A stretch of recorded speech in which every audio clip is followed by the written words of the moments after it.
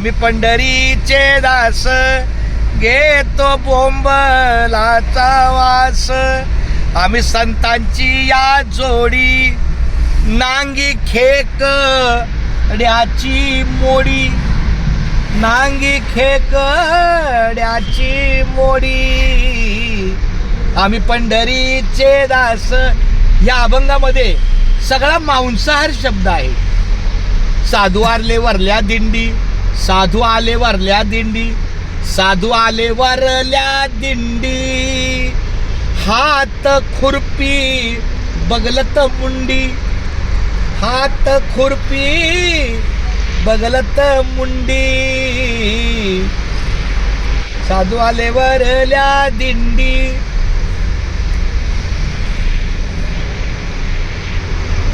तुका म्हणे होता मासा. तुका म्हणे होता मासा. तुका म्हणे होता मासा. जित्ता राखून करा रसा. जित्ता राखून करा रसा.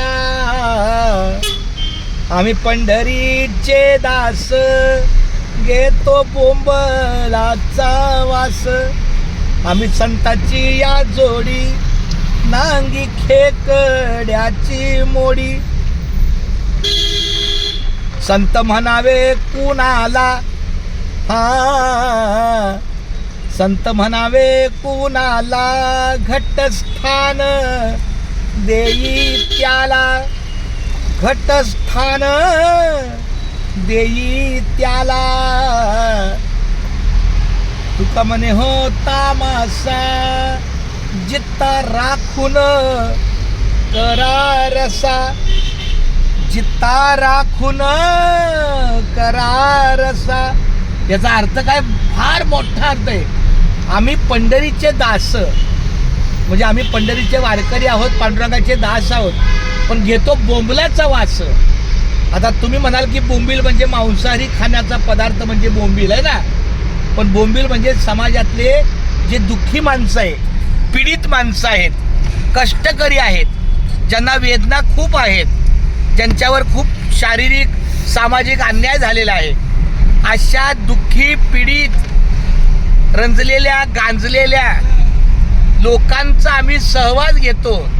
म्हणून आम्ही पंढरीचे दास घेतो बोंबलाचा वास. म्हणजे ज्यांची मानसिक परिस्थिती, शारीरिक परिस्थिती एका वाळलेल्या बोंबलाप्रमाणे असते.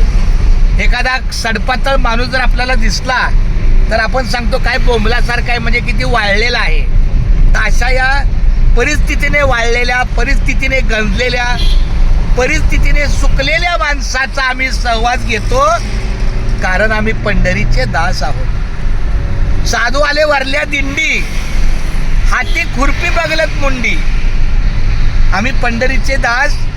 आम्ही साधू संतांच्या मार्गानं वरच्या अंगानं जातो.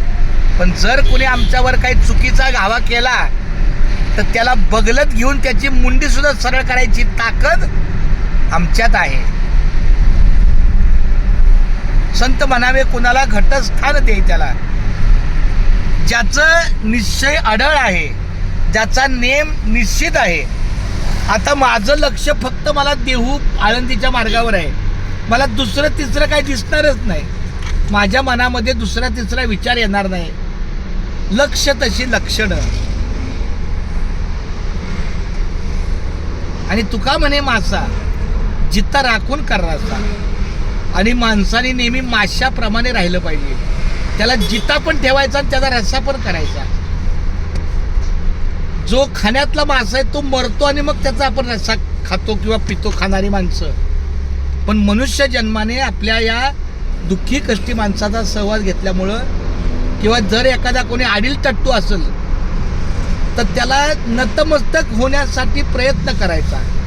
म्हणजे त्याच्यातला मासापणा घालून द्यायचा आणि त्याचा रसा फक्त ठेवायचा शिल्लक. अशा पद्धतीचा फार गर्भित अर्थ आहे.